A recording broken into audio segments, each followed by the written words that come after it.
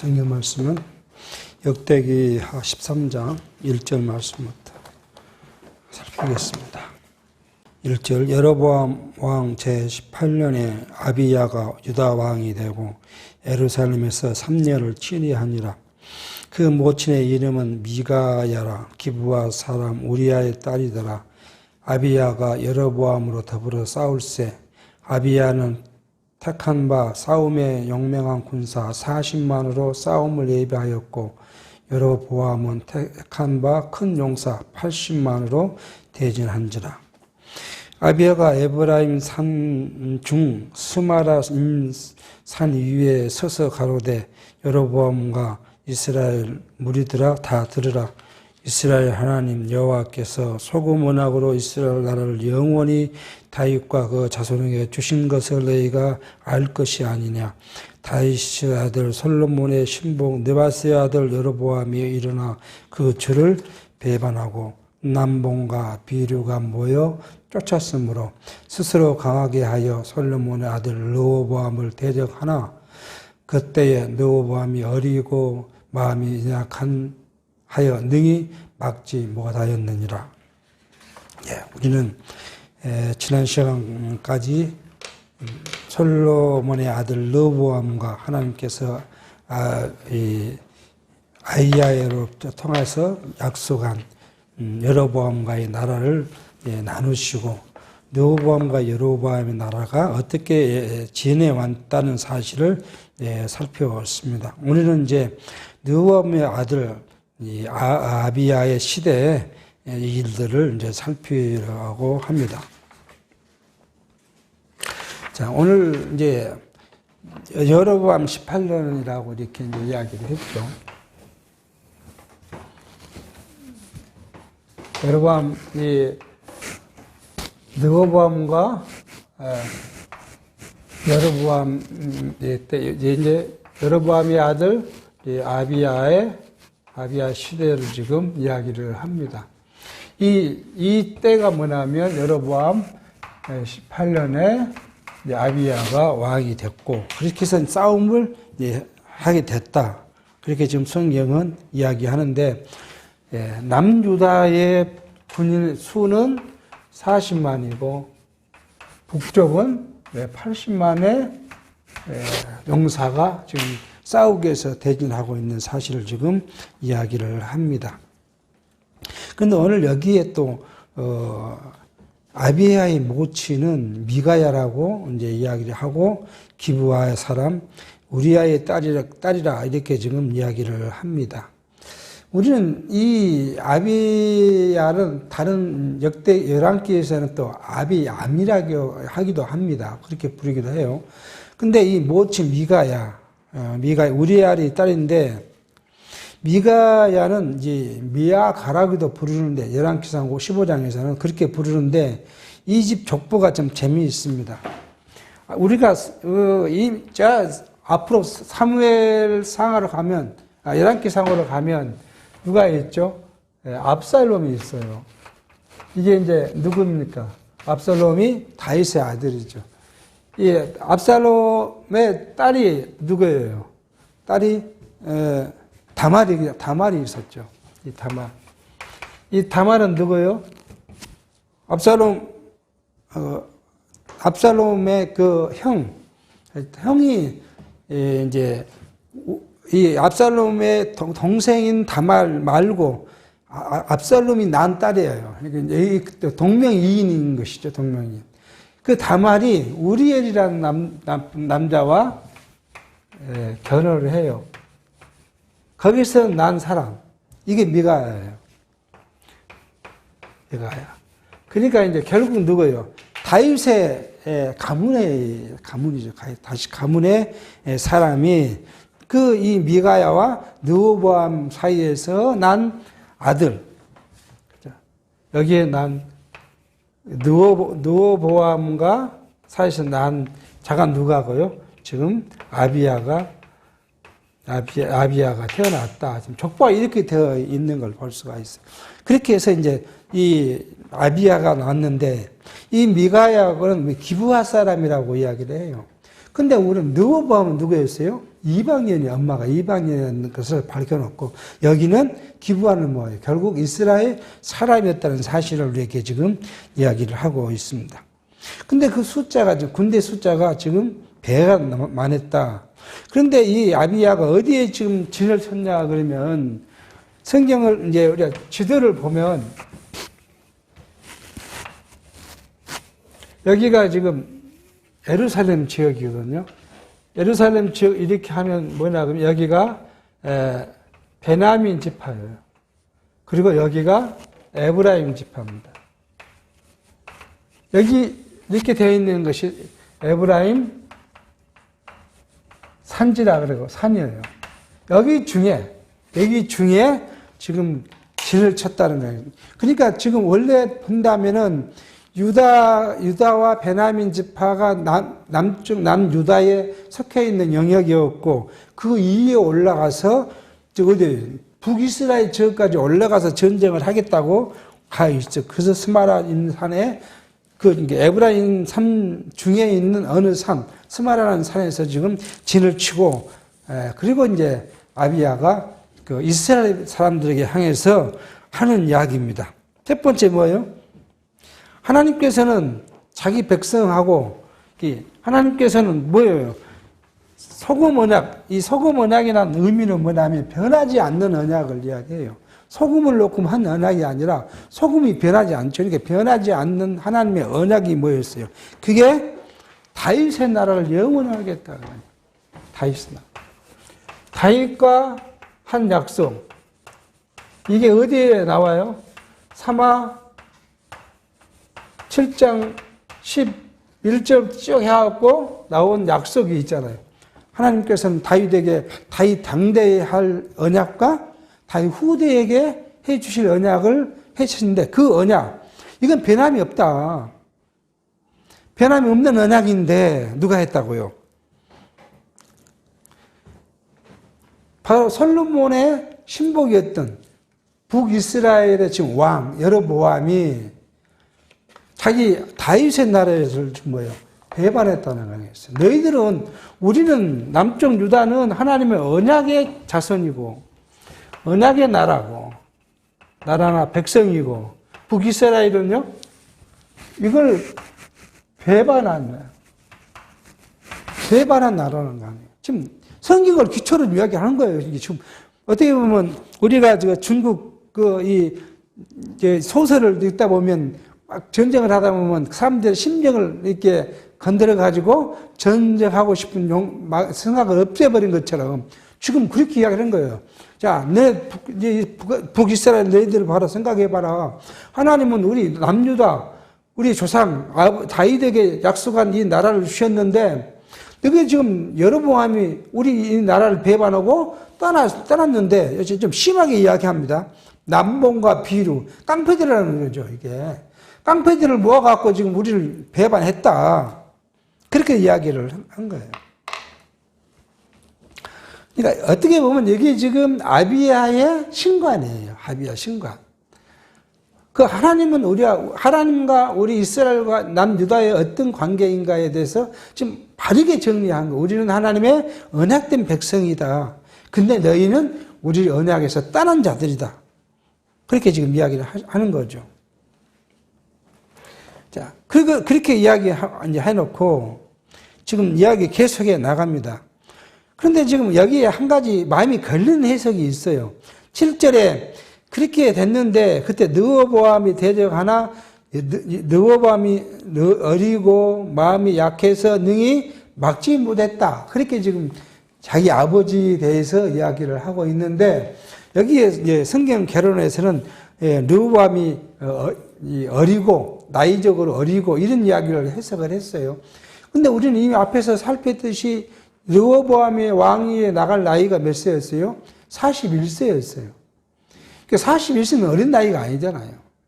나이로 이야기하는 것이 아니라 우리는 뭘로 해석해 보는 것이 좋겠나 그러면 하나님에 대한 믿음, 신앙 이거죠. 하나님에 대한 믿음 또는 이 율법에 대한 신앙이 어리고 약했다. 그렇게 해석하는 것이 바르지 않나 생각을 해요. 그렇기 때문에 누구를 두려워하지 않았어요? 하나님 여호와를 들어오지 않았어요. 그리고 누구를 말을 들어요? 옛날에 나이 먹은 신하들을 말을 듣지 않고 젊은 사람들은 과격한 말을 들어서 그 백성들에게 나는 자기 아버지보다 더 무거운 세금과 더 무거운 짐을 지어주겠다고 했던, 그렇게 해서 결국은 뭐예요? 느와밤과 북이스라엘 사람들이 자기를 떠났다. 근데 여기는 어떻게 보면 뭐예요? 성경적으로 보면 뭐가 문제가 있어요? 바른 해석이 아니에요. 이미 여기는 뭐였어요? 우리가 쭉 가면 어디에 있어요? 솔로몬 시대에 이미 하나님께서 아이야 선지자를 통해서 여로보암에게 옷을 찢어서 10조각을 주면 나라를 주겠다고 약속하고 그대로 지금 시행된 거잖아요. 근데 여기 지금 아비야는 누구 관점에서요? 자기 관점에서 지금 이야기를 하고 있는 거예요. 그러면서 북이스라엘에게 너희는 지금 이런 상황에서 떠난 사람이다. 그렇게 이야기를 해요. 그러니까 우리가 성경적으로 보면 나라가 분리된 것은 근본적인 건 뭐예요? 하나님의 작정과 그 뜻이었죠. 그 작정과 뜻이란 거 뭐예요? 열왕기상 11장 35절에 내가 그 아들의 손에서 나라를 빼앗아 그 10지파를 주겠다는 아이야 선지자의 그 언약, 이것이 기초된 것이었죠. 그런데 이것을 떠나면 또 뭐예요? 하나님께서는 솔로몬에게 했던 약속이 있어요. 어쩌고요? 자, 우리는 여기 가봐야 됩니다. 솔로몬이 범죄했어요. 솔로몬. 그러니까 어떻게 하겠다고요? 나라를 나누겠다고 이야기한 거예요. 그런데요, 솔로몬에게 하는 말이 네 아버지 다윗을 생각해서 너한테는 나눈 것이 아니라 너 아들 때에 나누겠다고. 이미 언약되어 있는 대로 좀 성취한 것이에요. 나라의 분립은 분명히 하나님의 작정과 뜻에 의한 것이었다 하는 사실을 우리가 지금 이해해야 이 성경을 바르게 살펴갈 수 있는 것이 되겠습니다. 8절입니다. 이제 너희가 또 다윗 자손의 손으로는 다스리는 여호와의 나라를 대적하는도다. 너희는 큰 무리요 또 여로보암이 너희를 위하여 신을 만들 금송아지가 너희와 함께 있도다. 너희가 아론 자손된 여호와의 제사장과 너희 사람을 쫓아내고 이방 백성의 풍습을 쫓아 제사장을 삼지 아니하였느냐? 물론 누구든지 수송아지 하나와 수양 7을 끌고 와서 장립을 받고자 하는 자마다 허무한 신의 제사장이 될 수 있었다. 이 무슨 말이에요? 우리가 이미 이제 열악하게 살폈잖아요. 여로보암이 그 올라가서 만든 첫 번째 죄예요. 이거 살펴봐야 돼요. 여로보암의 죄는 뭐예요? 첫 번째는 금송아지를 만들어서 베델과 단에다가 넣고 이게 누가요? 여호와 하나님이라고 했던 거죠. 그리고 제사를 어디서 지냈어요? 산당에서 제사를 지내게 했고요. 세 번째는 또 뭐였어요? 이 사람들의 직분을 다 파괴해버리고 자기 마음대로 지금 오늘 그 말이에요. 내가 제사장이 되랍니다 하고 수송아지 끌고 오면 다 제사장을 시켰다는 거예요. 제사장을 갖다가 일반 사람으로 세웠다. 네 번째가 있어요. 지은 뭐냐면 절기. 하나님의 명하시는 절기를 자기 뜻대로 아무 날로 다시 변경해서 지키기 위해서 이게 여로보암의 죄예요. 이 여로보암의 죄가 두고두고 어디로 가요? 북이스라엘과 남유다에게 꼭 왕이 범죄하며 하는 말이 뭐였어요? 여로보암의 길로 행하였더라. 그렇게 이야기를 해요. 그러니까 하나님은 보세요. 여로보암을 나라 주겠다고 약속해서 갔으면 여로보암이 뭘 해야 돼요? 여로보암이 그대로 시행이 됐으니까 하나님을 의지할까요? 안 할까요? 여러분, 우리 생각해 보면 하나님이 여러분과 저희가 뭔가를 약속하셨어요. 꿈에 약속했어요. 꿈에 꿈은 그건 이상한 말이지만 예를 들어 꿈에 약속했어요. 그 다음날 그대로 하나님 이루어졌어요. 그럼 어떻게 해요? 하나님에 대한 신뢰가 커지겠죠. 왜 나라를 주겠다는 대로 했으면 여로보암이 뭐 해야 돼요? 하나님에 대한 신뢰가 커야 돼요. 그런데 거꾸로요. 하나님에 대한 신뢰를 하지를 않아요. 여러분이 왜 이 금송아지를 만들었어요? 가만 생각해 보니까 북이스라엘 사람들이 어디로 가요? 하나님께 제사 지내러 남유다 예루살렘에 가서 성전에 제사할 거 아니에요. 그러면 돌아오지 않을 것 같다, 북으로. 그런 생각을 해요. 돌아오지 않는 건 좋은데 돌아온 사람 중에 일부가 뭐예요? 여기를 남쪽으로 못 가게 하니까 자기를 죽일 것 같다. 그런 두려움이 생기니까 뭐예요? 다음과 베델에 금송아지 만들어 놓고 우리 조상들을 애굽 땅 종됐던 곳에 인도해낸 바로 하나님이 여기 있다. 그러니까 예루살렘에 가서 제사를 지내지 말고 단과 베델에 이 금송아지 앞에 제사 지내라. 그렇게 해서 못 가게 막았던 거예요. 하나님에 대한 의지가 없어져 버리니까. 그 다음에 뭐 생각해요? 자기 습관가 생각하는 거예요. 오늘 현대 사람은 우리도 마찬가지예요. 우리가 하나님에 대한 신뢰를 잃어버리면, 믿음이 없어져 버리면 뭐만 나와요? 인간의 수단과 방법만 나와요. 그러니까 우리는 하나님께 기도하는 것이 뭐냐 그러면 우리가 사람이 살아가니까 여러 가지 어려움이 생겨요. 안 생긴다는 말이 그건 거짓말이에요. 생길 때마다 우리가 뭘 해요? 제일 먼저 생각한 것이 하나님을 의지하는 거예요. 하나님께 나 이런 일이 있습니다. 하나님 내가 이거 도저히 내 힘으로는 해결하기 어렵습니다.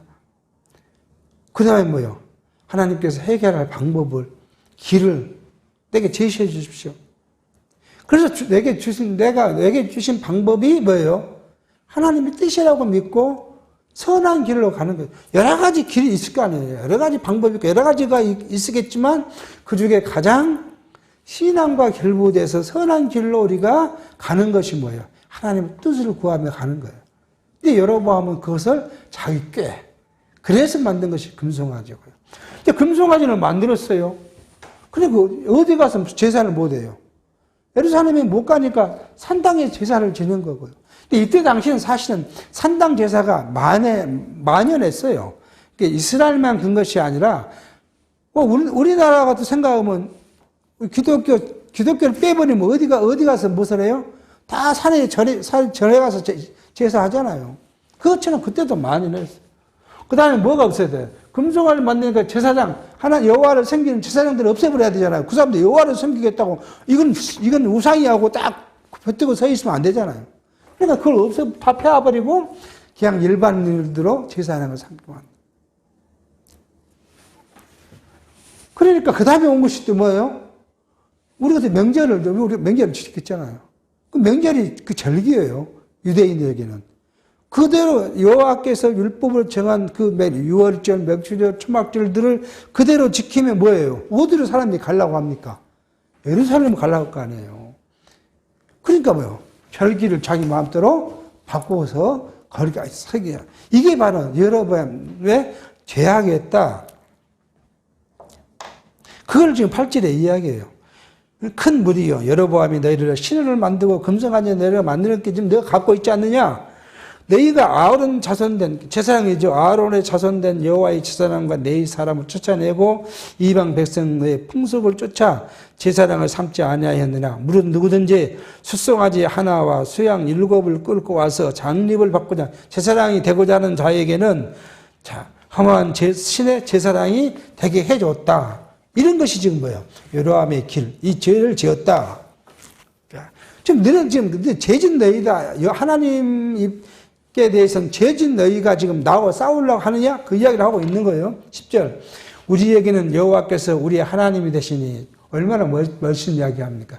남쪽 유다 우리는 그예요. 우리에게는 남쪽 유다 우리에게는 여호와께서 이 말 하면 북이스라엘 군인들도 할 말이 없는 거죠.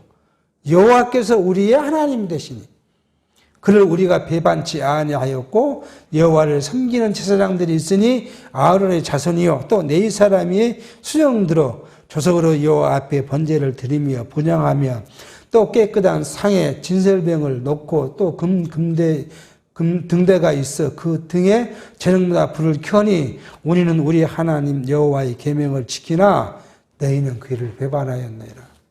그 분명히 지금 이야기라. 우리는 하나님을 섬기고 그 하나님 백성된 자로서 모든 걸 하고 있는데 너희는 하나님을 배반하고 지금 떠났다.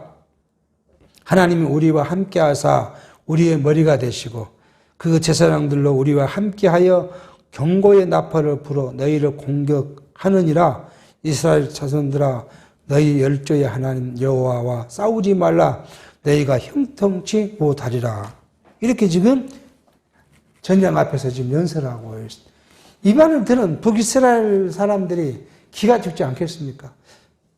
오늘 우리의 신앙이 이거예요. 육체적인 거 아니라 우리를 지금 누가요? 사단이 우리를 잡아삼키려고 날마다 수단과 방법을 가리지 않아요.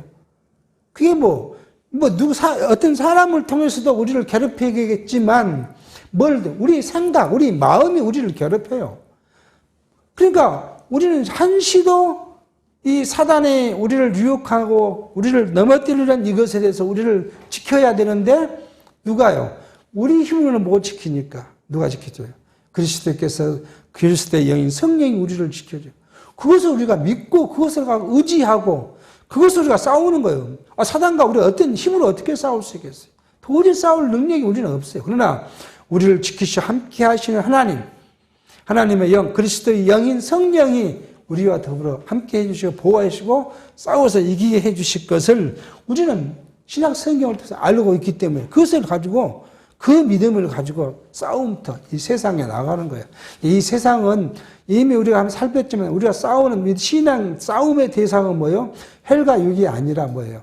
바로 사단이에요. 우리 마음속에 있는 세속적인 것, 세속적 가치 이런 것들과 더불어 싸우는 거예요. 그 싸워서 우리가 이기려면 뭐예요? 신령한 가치, 영적인 것을 우리가 소유해야 되는데 이 영적을 소유하고 간직하게 하는 분이 누구예요? 성령이세요. 이 성령은 뭘 통해서요? 하나님의 말씀을 통해서, 진리의 말씀을 통해서 우리를 그것을 소망하며 간직하도록 역사해 가시는 이것을 우리가 붙잡는 거예요. 이게 우리의 신앙생활이고 기도의 제목이고 삶이라는 사실을 알게 합니다. 이게 다시 이 말을 정리해 보고 이렇게 말하는 거 아니에요. 첫 번째는 북쪽은 우상을 섬기지만 뭐예요? 남쪽은 하나님을 섬긴다. 그 말 아니에요. 대비한 거예요. 너희들은 우상을 섬기지만 우리는 하나님을 섬긴다. 두 번째는 뭐예요? 너희들은 뭐예요? 북쪽 너희는 뭐예요? 하나님의 보호를 받지 못한 족속이지만 우리는 뭐예요? 하나님의 보호를 받는 하나님의 보호 아래에 있는 백성이다. 그러니까 뭐예요? 너희와 나오고 너희 북쪽과 남유다가 싸우면 누가 이긴다고요? 하나님의 보호를 받는 우리가 이긴다. 그러니까 아이들이 싸울라 생각하지 말고 그냥 돌아가라. 그 이야기를 하고 있는 거예요. 역사적으로 보면 남유다를 핍박한 나라는 모두가 망했어요. 역사적으로는요. 자, 먼저는 누가 제일 가까이는 누구예요? 북이스라엘이 멸망을 했어요. 또 남유다를 북이스라엘을 멸망시키고 남유다를 괴롭혔던 아수르가 바벨론 망했어요. 바벨론 누구에게요? 헬라에게 망했어요. 파사에게, 페르시아에게 망했어요. 페르시아는 누구에게요? 바로 헬라에게 망했어요. 헬라는요, 로마에게 망했어요. 로마는요, 나중에 로마가 나눠져서 그들이 자멸해버리고 만 거예요. 그러니까 이 말씀을 신약성에 우리가 생각하면 우리를 괴롭히는 사단은 결단코 망하게 돼 있어요. 그리고요, 우리는 그리스도 안에서 뭐예요? 승리하게 돼 있어요. 이게 영원한 우리 하나님의 언약이에요. 이게 소금 언약이에요. 영원한 언약이에요. 그러니까 우리가 비록 세상에서는 헐벗고 못난 사람처럼 살아가고 권력 없이 살아가고 힘없는 사람 세상적으로 말하면 우리가 뭐 같아요? 실패자, 누저처럼 보이지만 우리의 근본은 뭐예요? 승리라는 거예요. 그러니까 우리가 그래서 이 기독교인에 대한 세상이 보는 것은 눈이 곱지가 않아요. 그래, 우리가 살아보지 않아요. 세상 살아보지 않아요. 곱지 않는 게 뭐냐, 그러면. 모두가 그렇다고 볼 수는 없지만, 대부분의 기독교인들은 비굴하지가 않아요, 비굴. 아무리 직장에서 누가 괴롭히려 해도 잘 굽신거리질 않아요. 그러니까 그 굽직거리지 않는 밉죠, 그게. 근데 이게 기독교인이란 그 DNA가 그런 것 같아요. 그러니까 미워요. 이게 계속 괴롭히고 싶어 해요. 근데 그 결말은 뭐예요? 그렇게 됐으면 주저앉고 죽어야 될 기독교인이 뭐예요? 마지막 보면은 어떤 10년, 20년 후에 보면은 가장 오랫동안 살아남아요. 거기 사이에서. 이게 하나님께서 육체적인 것뿐만 아니라 원래는 신령한 의미로 해석해야지만 그것이 믿어지려면 어쨌든 눈에 보이는 것에서도 그렇게 나타나죠. 그럼으로써 하나님을 신뢰할 수 있게 하는 것을 알게 해야 합니다. 하나님은 절대 우리를 그리스도 안에서 망하게 하지 않는다. 영원히 보살펴주고 보호하실 것이다 하는 사실을 지금 이야기합니다. 13절입니다. 여로보암이 유다의 뒤를 둘러 복병하였으므로 그 앞에는 이스라엘 사람이 있고 그 뒤에는 복병이 있는지라. 유다 사람들이 돌이켜보고 자기 앞뒤에 적병을 인하여 여호와께 부르짖고 제사장은 날파른 분이라. 지금 여기가 되는 거예요. 여기 지금 산에 딱 있는데 앞에는 누가 있다고요? 북이스라엘 여로보암의 군대가 있고 뒤에는요 복병이 있다고요. 이걸 봤어요. 이스라엘 백성들이 남유다가 겁이 나잖아요. 덜컥요. 생각해보면 우리가 뭐 이 옛날 계속 그 전쟁 이야기를 하면 뭐요? 앞에서 치고 들어가면 돌아서 뒤에 복병이 숨어서 들어가는 것처럼 지금 그렇게 했다는 거예요. 80만이니까 배가 많으니까 앞에 40만 남고 뒤 돌아 40만이 와도 충분한 거 아니겠어요? 그걸 봤는데 이 남유다 백성들이 보고 놀랐어요. 놀래가지고 그 사람들이 뭐예요? 하나님께 부르짖습니다. 여호와께 부르짖고 제사장은 나팔을 불었다는 거 아니에요. 그러니까 기적이 나타납니다. 유다 사람이 소리 지르매 유다 사람이 소리 지를 때에 하나님이 여로보암과 온 이스라엘을 아비야와 유다 앞에서 쳐서 패하게 하시니 이스라엘 자손이 유다 앞에서 도망하는지라. 하나님이 그 손에 붙이신 거로 아비야와 그 백성이 크게 도륙하니 이스라엘의 택한 병정이 죽음을 입고 엎드린 자가 50만이었더라. 그때 이스라엘 자손이 항복하고 유다 자손이 이겼으니 이는 저희가 그 열조의 하나님 여호와를 의지하였습니다. 전쟁을 누가 했어요? 하나님께서 하셨다는 거예요. 소리지르고 나팔을 불었더니 하나님께서 누가요? 남유다 앞에서 보는 앞에서 치기 시작해서 죽은 자가 50만이고 남은 자는 다 항복하고 사로잡았다. 근데 이것이 누가요? 유다 자손이 이긴 이것은 누가? 열조의 하나님 여호와를 의지하니까 하나님께서 그들을 하게 했다. 이 말씀은 또 우리 지금으로 말하는 뭐예요? 메시아 승리, 그리스도의 승리를 이야기해요. 과정적인 것은 이스라엘 백성들의 여호와를 의지해서 하나님께서 승리하게 하신 것처럼 그리스도를 의지한 오늘 우리에게 뭐예요? 하나님의 승리를 예고해 주셨다. 걱정하지 마세요. 육체적으로 우리는 힘들고 누가 핍박을 받아서 죽을 수도 있어요. 생명을 버릴 수도 있어요. 뭐 요즘 우리 현대에서는 우리 목숨까지 뺏는 그런 핍박은 없지만 과거에 뭐 다 그렇게 했잖아요. 일제시대나 6.25 시대나 다 생명을 빼앗길 만큼 그렇게 했어요. 근데 그분들의 뭐예요?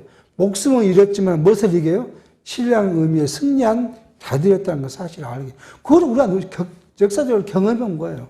앞으로 남은 세대에 적을 수도 우리를 이기려고 우리를 막 달려들겠지만 결코 우리가 두려워할 필요 없는 것인 거예요. 그리스도께서 승리하신 것처럼 메시아 승리에 준한 우리의 승리를 하나님께서 보호해 가실 것이라. 이것이 하나님께서 그 사랑하는 백성들을 섭리해 나가시는 섭리 공식이에요. 우리에게 막 여러 가지 고난도 주고 핍박도 주고 시련을 만들어 놓고 뭐요? 그 마지막에 가서 그것을 통해서 벗어나게 함으로써 뭘 하게 한다고요? 찬송케 하는 거예요. 여호와를 찬송케 하는 방식이 그거예요. 지난 시간도 자주 이야기하지만 우리에게 고난이 한 번도 없다. 나서 죽을 때까지 한 번도 없었다. 하나님 원인에 대해서 별 몰라요. 찬송할 수가 없어요. 그러니까 어떻게 생각하면 뱃속에서부터 신앙을 갖고 태어난 사람보다요. 오히려 중간에 역경선에서 어떻게 하나님을 알고 온 신앙인들이 더 하나님에 대한 감사가 클 수 있어요.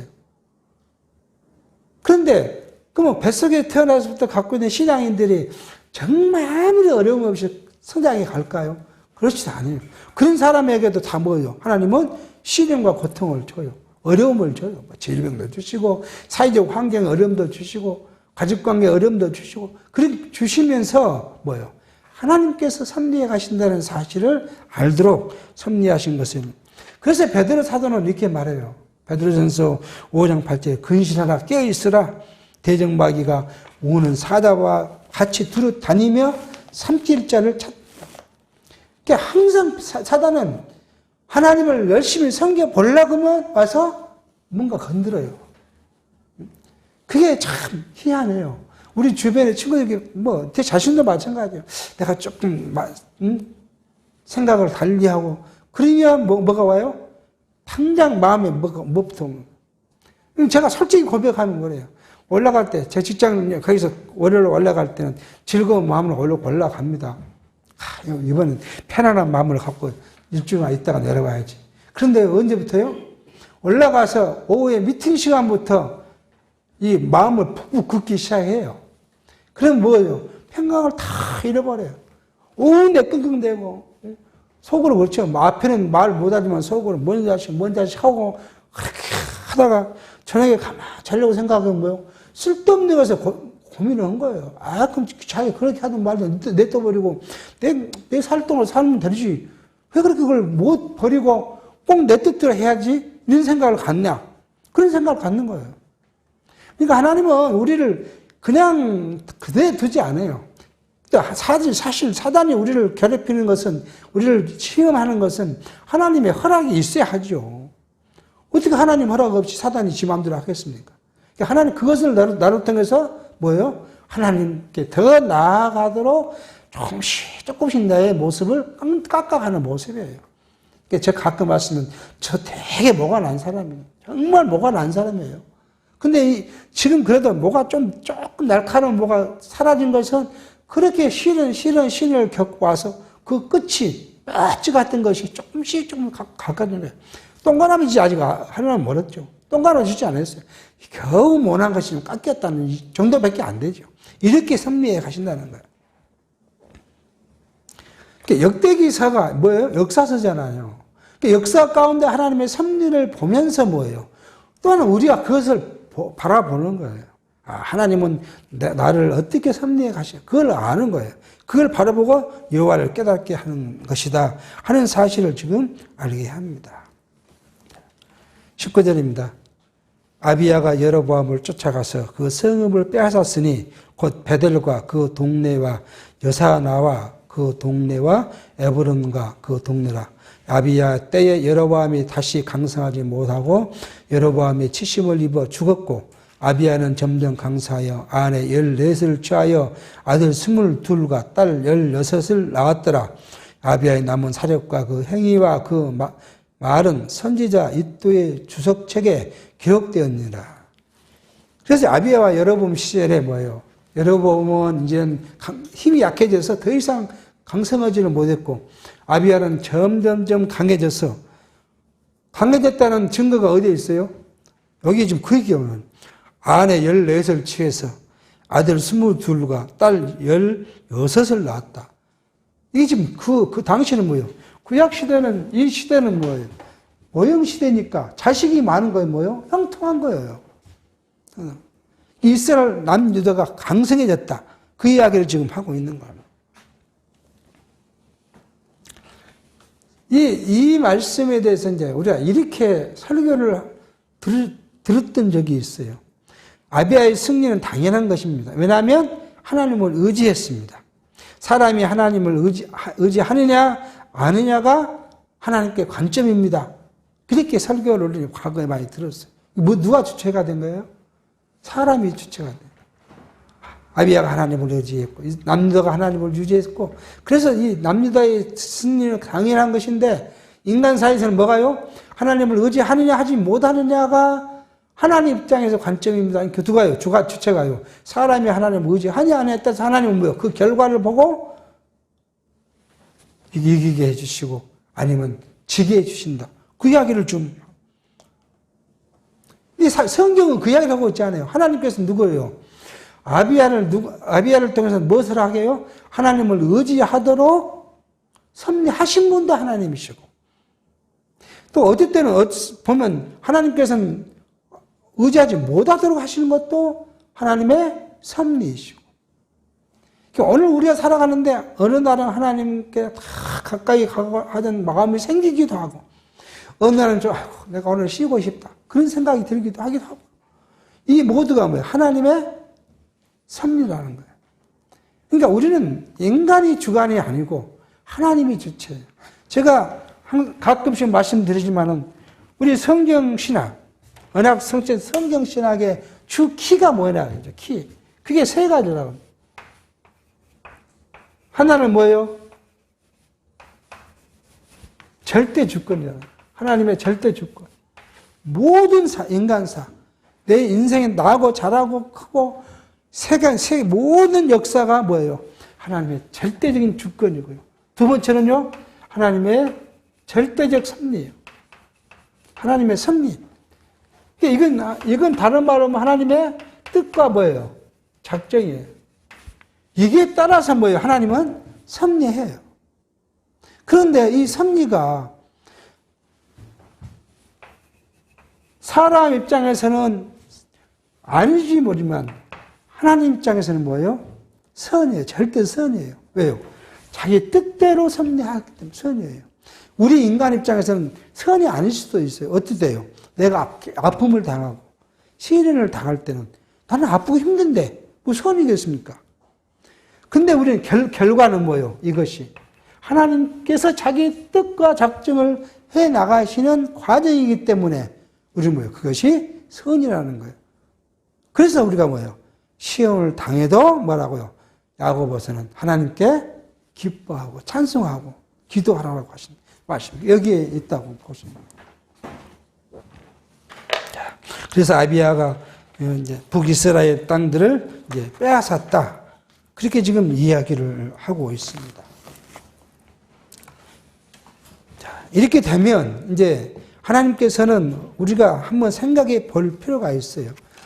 이제 아비야가 죽고 나면은, 여기 아비야 죽고 나면 누가 하면 아사가 왕이 되고요. 여기는 나답이 왕이 되고, 나답 위에는 이게 이제 왕이 되지는, 나답이 죽고 나면 바사가 왕이 돼요. 근데 이 바사가 나답의 아들이 아니라 반란에 의해서 나답을 죽이고 왕이 됩니다. 근데요, 남유다는요, 르호보암과 아비야와 아사와 쭉 이렇게 해서 누가요? 그 아들들이라고 이야기를 해요. 그러니까 이게 저희는 우리가 여기서 보는 거예요. 아니, 지금 결국은 르호보암도 뭐 우리가 지난 시간에 살폈잖아. 르호보암이 강성해지니까 뭘 했다고요? 하나님의 율법을 버렸다. 지금 12장에 그랬잖아요. 그랬는데, 그러면 이것도 범죄했잖아요. 범죄했는데 불구하고 그대 계속해 나가요. 우리가 이제 앞으로 남유다의 왕들을 쭉 보면 선왕이라고 하는 사람이 4-5명밖에 없어요. 다 악한 왕이요. 그래도 그러고 왕위가 계속 이어갑니다. 근데 왜 그러냐? 우리는 이제 이것을 결론을 내려야 돼. 첫 번째는 뭐예요? 다윗에게 사마 7장에서 보면 그러잖아요. 내 위와 내 너 왕위와 너 나라가 계속 될 것, 영원히 계속 될 것이라고 한 언약, 다윗과의 언약. 이 다윗과의 언약 이제는 또 뭐가 있어요? 창세기 49장 10절에 가면 뭐예요? 야곱이 유다에게 한 언약, 유다에게 치리자의 홀이 떠나지 않을 것이고, 누 언제까지요? 신뢰가 오실 때까지 그럴 거예요. 이게 근본 언약이죠. 다윗과의 언약 이전의 근본 언약. 근데 이보다 더 큰 언약은 어디에 있어요? 아브라함에게 있어요. 13장, 창세기 15장에 가면 그렇게 하시죠. 15장에 가면, 17장 6절에 가면은 그렇게 말합니다. 내가 너로 심히 번성케 하리니 나라들이 내게로 쫓아 일어나며 여러 왕이 내게로 쫓아날 것이라고 아브람으로 통해서 나라와 왕이 생길 거라고. 그대로 아브라함의 아들 자식들 좀 쫓아와서 야곱 때 유다에게, 그리고 이제 유다의 왕족이 계속 이어나간다는 사실을, 근본적으로 어디예요? 하나님의 약속대로 성취되어 가는 사실을 우리가 확인해 가는 거예요. 그러니까 이 역대기 역사서가 뭐예요? 저 앞에 가면 창세기부터 시작한 하나님의 약속이 그 시대 어떻게 성취된다는 사실을 확인함으로써 오늘 우리에게 뭐예요? 주신 언약. 그리스도를 통해서 우리 자기 참 백성, 여기는 아브라함의 씨에 난 자가 되는 거잖아요. 우리는요, 그리스도의 씨로 태어난 우리에게 주신 하나님의 약속이 그대로 성취될 것이라는 사실을 우리를 하여금 깨닫고 여호와만을 섬기며 의지할 수 있도록 역사해 가신 사실을 알게 합니다. 오늘 우리에게는 우리가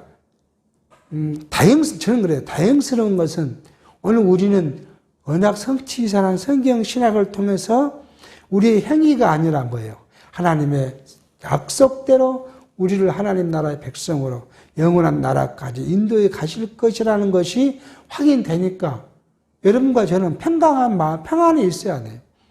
그런데 기존 신학에서는 뭐 해야 돼요? 내가 열심히 믿어야 돼요. 열심히. 내가 하나님의 충성을 다해야 돼요. 내가 범죄하지 않아야 돼요. 그래야 뭐예요? 하나님께서 내게 복을 내시고 그 나라의 백성으로 삼으시고 인도에 가시게. 근데 세상에서 죄 범죄하지 않는 사람이 어디 있고 하나님을 멀리 떠난, 그러니까 일반에 열심히 믿는 사람들 한번 아시는 분들 있잖아요. 얼마나 고민하고 삽니까, 그 사람들은. 그 일반 교회에서요, 열심히 믿고 하는 사람들은요, 우리보다 몇 배, 몇십 배 열심을 해요. 정말 그 사람들은요, 선하게 살려고 정말 노력도 해요. 그래야 하나님께서 자기의 뭔가를 약속된 걸 하라 하실 거라고 믿어지니까.